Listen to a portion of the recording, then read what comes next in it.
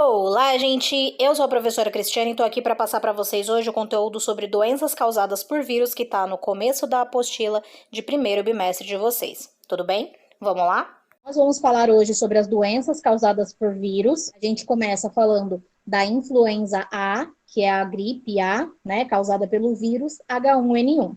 Então, a gente sempre vai ter o nome da doença e o causador. Tá? Nesse caso aqui, todos os causadores vão ser vírus. A gripe A, ela é transmitida de pessoa por pessoa, tá? Através de tosse e espirros com pessoas infectadas.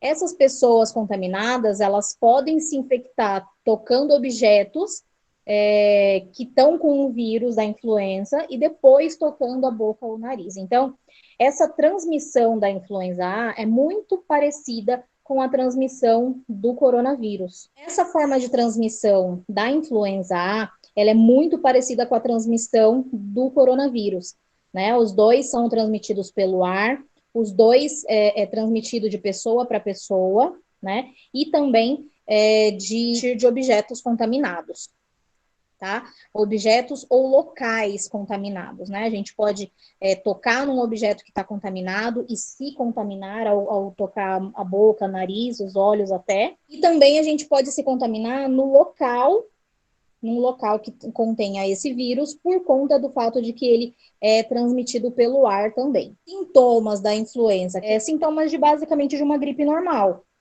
tá? Então, febre, tosse, dor de cabeça, dor muscular, articular, dor de garganta, às vezes inclui diarreia, vômito. Então, para você saber se alguma desses sintomas significa que você está com influenza A, se você está com Covid ou se você está só com uma gripe comum, é só com o exame. Esses sintomas, eles são bem parecidos para essas três doenças, né? A influenza A, o Covid e a gripe comum, que pode ser causado por outros tipos de vírus. Então, vamos estabelecer aqui. Influenza A causado pelo H1N1, Covid causado pelo coronavírus. E a gripe comum tem vários outros tipos de vírus que podem causar, tá?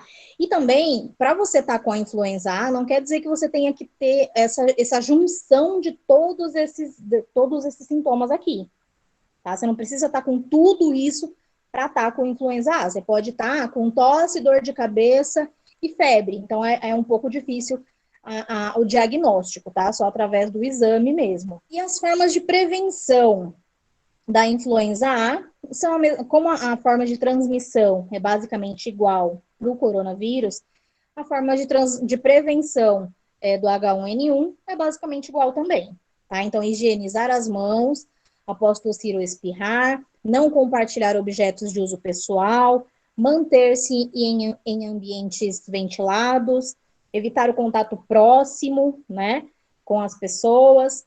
E aí, então, essa higienização pode ser com álcool, com água e sabão, tá? Não compartilhar objetos de uso pessoal, porque aqueles objetos podem estar contaminados, né? Manter o distanciamento, então não ficar muito próximo das pessoas, certo? E como no caso da influenza não chegou a gerar uma epidemia nem uma pandemia, né? Uma epidemia até chegou a gerar um pouco, assim que ela começou, né, a ser difundida, mas não chegou nos níveis que a gente tem do corona. A varíola, nós temos a varíola como uma forma de transmissão que acontece por meio do contato com o vírus, né? E esse é um dos vírus mais conhecidos, e ele é visível só no microscópio eletrônico, pode ser por meio do contato com pessoas que estão infectadas, com objetos que estão contaminados, ou então por um objeto que pertença à pessoa que está com varíola. Nesse caso, o objeto também vai estar contaminado, né? Então, de novo, é um outro tipo de vírus que causa uma doença bem grave também, já chegou a causar surtos, né? E essa doença também é transmitida pessoa por pessoa. Esse vírus, ele vai penetrar nas mucosas das vias respiratórias, certo? E aí, os sintomas que isso vai causar. A pessoa, no geral, vai ter sintomas iniciais bastante similares ao de uma gripe comum também. Então, febre, dor de cabeça, mal-estar, dores musculares. Depois que o vírus se espalha pelo corpo, ele vai penetrar no sistema linfático e aí vão surgir manchas avermelhadas por toda parte. Então, percebam como só pela sintomatologia a gente não consegue diferenciar uma doença de outra. E a parte de prevenção, então, da varíola. Não tem nenhum tratamento específico, porque a vacinação é a forma mais fácil de prevenção. Ela foi introduzida em 1796 por Edward Jenner e usada para erradicar com sucesso global a varíola. Febre amarela. A febre amarela, ela é uma doença causada pela picada do mosquito Aedes aegypti, tá? A gente tem uma campanha muito forte contra a prevenção de dengue, né? E aí a forma dessa campanha acontecer nos municípios é através da eliminação dos possíveis criadouros do mosquito Aedes aegypti. Só que fazendo isso, a gente não evita só a disseminação da dengue, a gente também evita a disseminação da febre amarela, certo? Acontece que a febre amarela, ela é uma doença mais silvestre e ela ocorre principalmente pelo intermédio de mosquitos do gênero Haemoglobus, tá? E aí, essa doença, ela se dissemina mais em áreas mais silvestres. Então, se a gente precisar viajar para o Nordeste, para o Norte, a gente precisa ter certeza que a gente tem tomado essa vacina, ou então, se não tiver tomado, tem que tomar. Uma vez infectado em área silvestre, né, aí pelo gênero Haemoglobus, pelo mosquito do gênero Haemoglobus, a pessoa foi lá, por exemplo, lá no Acre e se contaminou de febre amarela, porque o mosquito do gênero Haemoglobus picou ele. Ele vai voltar com essa doença e ele pode servir de fonte de infecção para o mosquito, tá? Para o Aedes aegypti. O Aedes aegypti, ele não nasce com o vírus da dengue, ele não nasce com o vírus da febre amarela. É um mosquito. Ele se contamina também, da mesma forma que a gente. A diferença é que nele, no mosquito, não vai gerar doença, tá? Mas aí, essa pessoa pode contaminar o mosquito. Então, ele vai servir de vetor. Depois, a pessoa, no caso, serve de vetor também. A pessoa está servindo de vetor para a doença, contaminou o mosquito, e o mosquito vai servir de vetor para a doença para transmitir para uma outra pessoa. Os sintomas, em geral, surgem até 6 dias após a picada pelo mosquito infectado. Nesse tempo, o vírus já está dentro da pessoa, mas ele está naquele período de incubação. Depois desses 6 dias, aí sim é que a pessoa começa a apresentar sintomas. Nesse caso, febre alta, quase de 38 para cima ali. Essa febre começa de início súbito, então não é aquela coisa que, tá com 37, dali uma hora subiu para 37,5, depois 38, não. Já começa início súbito e uma febre alta, tá? Mal-estar, dor de cabeça, dor muscular e calafrios. E aí podem surgir depois também náuseas, vômitos e diarreia. Então são sintomas gerais, né? Sempre que o organismo está infectado por algum tipo de antígeno, ele vai ter uma forma padrão digamos assim, de comunicar que ele tá com algum antígeno ali. Depois que surgem sintomas mais específicos, mas aí é com o avançar da doença também. As medidas de prevenção são proteção individual, né? Como a vacinação contra a febre amarela, especialmente para aqueles que moram ou vão viajar para áreas com indícios da doença. Outras medidas preventivas são o uso de repelentes, de mosquiteiro e de inseticida, roupas que cubram o corpo inteiro, então para a gente evitar a picada. A dengue, tá? A gente acabou falando um pouco dela junto com a febre amarela. Para que a dengue ocorra, são necessários 3 componentes. O vírus que causa a doença, são 4 tipos de vírus, né, que causa a doença. O mosquito, que é o Aedes aegypti, e uma pessoa para pegar essa dengue, né? Então, a pessoa que esteja com o sistema imunológico da média para baixo já, né? Que aí ela nunca teve contato com nenhum dos 4 sorotipos ali do vírus e que está sendo transmitido pelo Aedes, que ele vai funcionar então como vetor, como agente transmissor, tá?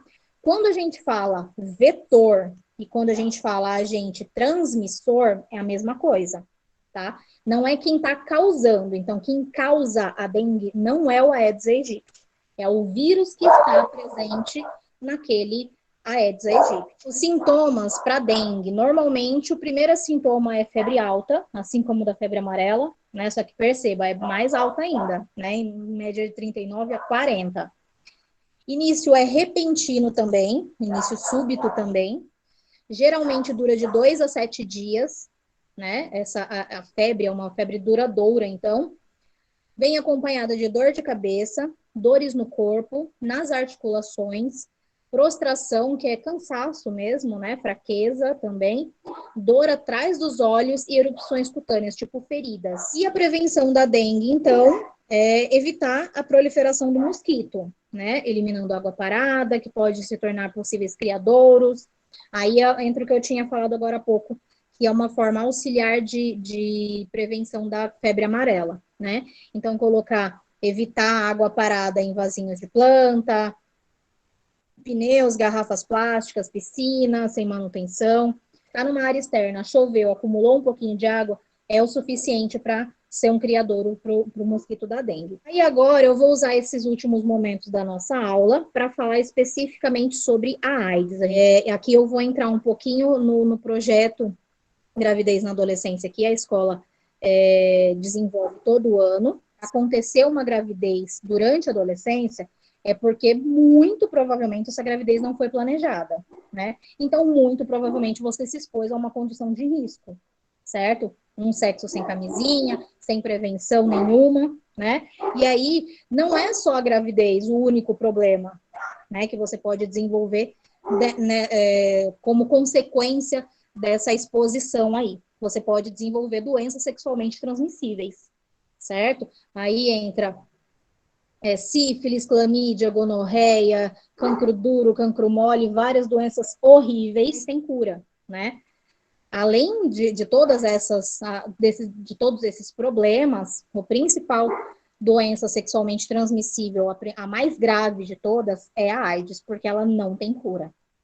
Tá? Então, uma vez você contaminado com o vírus HIV, você pode ter uma vida com uma qualidade de vida boa, você pode não desenvolver a doença AIDS, mas você vai ter para sempre o vírus no seu corpo. Então, você vai ter que, para sempre, tomar cuidado para não transmitir. O conceito de AIDS, primeiro, tá? Então, AIDS é o estágio mais avançado da doença, que ataca o sistema imunológico.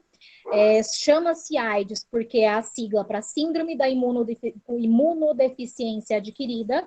Essa doença, ela é causada pelo vírus HIV, tá?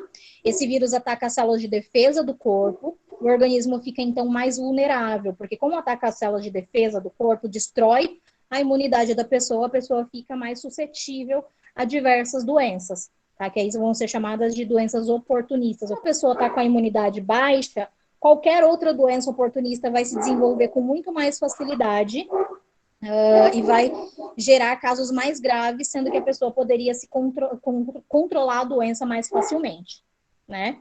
Então, o próprio tratamento dessas outras doenças fica prejudicado pelo fato da pessoa ter a AIDS. Há alguns anos, receber o diagnóstico era uma sentença de morte, mas hoje em dia é possível ser soropositivo e ter uma qualidade de vida. Mas, como eu falei para vocês, é uma doença que não tem cura, então você vai ter que, para sempre, tomar remédio, seguir o tratamento e tomar cuidado para não transmitir para outras pessoas. Hoje em dia, esse tratamento, ele chega numa qualidade de vida ao ponto de que baixa tanto a carga viral que ele sequer é detectado em exames. AIDS é diferente de HIV.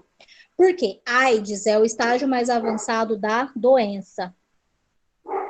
E já acham que é essa doença, calma aí, é que aparece aqui só num pop-upzinho. Tem pessoas que têm preconceito com as pessoas que têm AIDS, pois acham que a doença é transmitida através do contato, abraço, aperto de mão, algo do tipo. Sim, e isso é uma ignorância muito grande, né? Porque isso é puro resultado de falta de conhecimento. Então, ignorância no real sentido, de não conhecer aquela doença, né?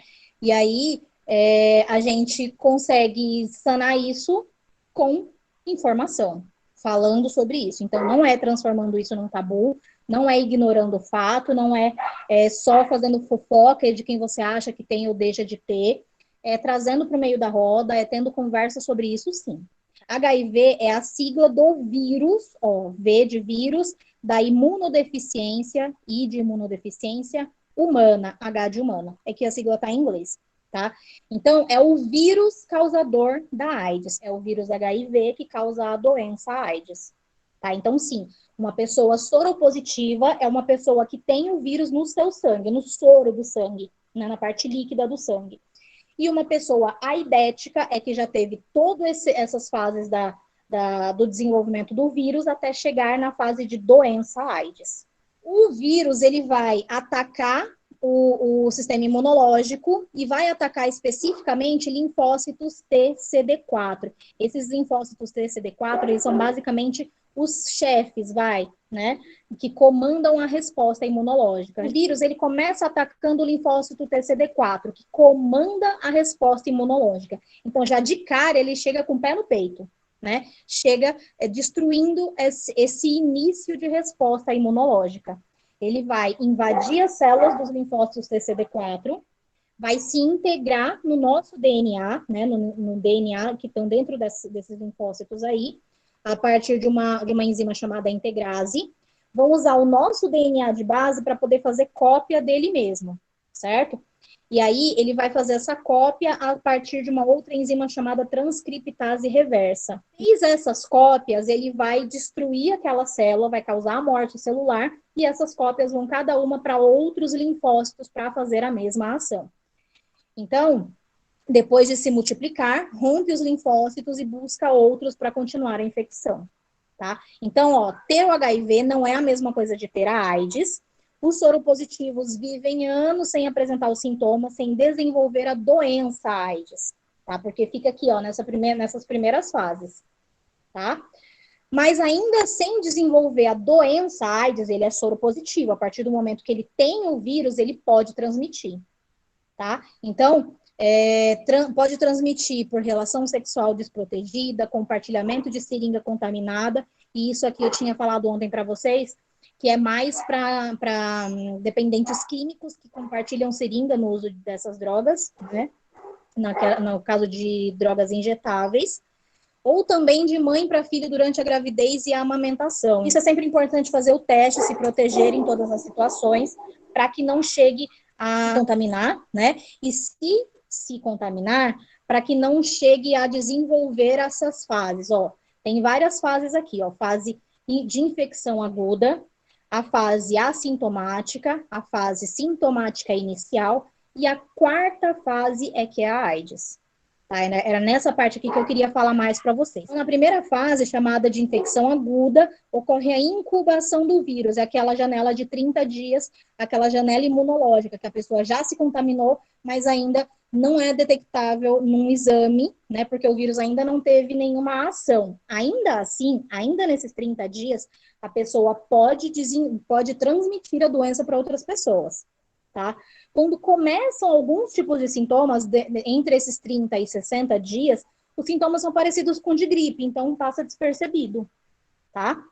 A próxima fase é marcada pela interação das células de defesa e as mutações do vírus. Eu tinha falado ontem para vocês que ele é considerado um retrovírus, ele sofre muita mutação e por isso também que não existe cura, né? Porque para ter uma cura é preciso isolar o vírus, compreender a composição química daquele vírus para fazer um antígeno que destrua ele.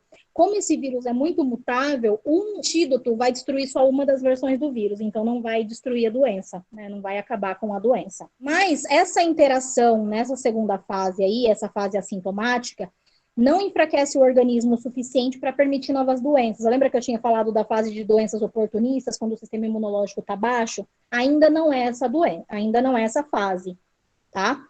Com frequente ataque, as células de defesa começam a funcionar com menos eficiência até serem destruídas. Aqui sim, está começando a diminuir a imunidade da pessoa.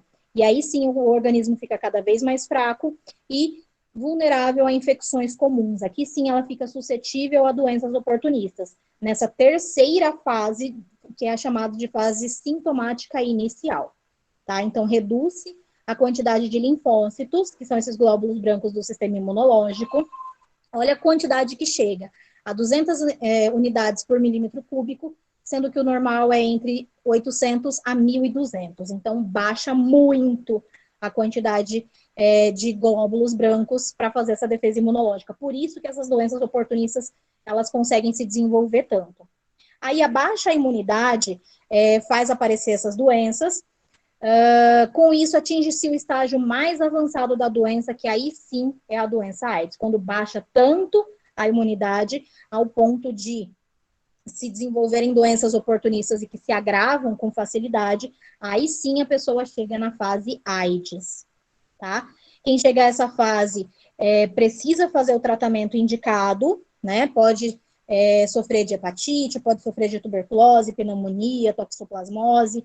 É sempre bom ter esse acompanhamento para não chegar nessa fase, mas se chegar nessa fase é preciso ter um cuidado maior ainda, né? Um tratamento mais, mais cuidadoso ainda, tá? Para saber do contágio, é preciso buscar o exame, né? Esse exame, ele vai te dar essa resposta do soropositivismo. Se tiver positivo, você precisa seguir o tratamento para poder ter uma qualidade de vida maior. E aí, o que tinham me perguntado aqui sobre as mães, que mãe não pode amamentar. Não pode, ó. Mas ainda assim, ela tem 99% de chance de ter filhos sem o HIV, mas só se seguir o tratamento recomendado. Ela não pode amamentar, ela tem que ter aquele parto empelicado que eu mandei no vídeo para vocês, certo? O diagnóstico é feito a partir do exame de sangue, certo? As pessoas que têm o HIV, ela vai precisar acompanhar esse tratamento. Eu vou passar essa parte aqui que eu já acabei falando do tratamento. Tratamento com os medicamentos antirretrovirais, que formam os coquetéis. São 5 tipos de medicamentos, então 5 tipos de remédios diferentes, ou às vezes 10 ou 15, cada um fazendo uma função dessa. Porque assim, o vírus, ele primeiro precisa penetrar na célula, depois ele precisa chegar no núcleo, depois ele precisa usar o nosso DNA como base para se multiplicar, e depois ele estoura a nossa célula e vai para outras células. Então, esses medicamentos retrovirais aqui, é cada um para evitar uma dessas fases aqui. Por isso que é uma junção de medicamentos, cada um com uma função específica, tá? Para bloquear a multiplicação do vírus, para impedir a entrada do vírus na nossa célula e etc. E então é isso, gente. Eu espero que vocês tenham compreendido o conteúdo de hoje. Vou pedir para vocês passarem o link para quem vocês sabem que não estavam presentes na aula. E é isso. Eu espero que vocês tenham gostado. Até a próxima e valeu!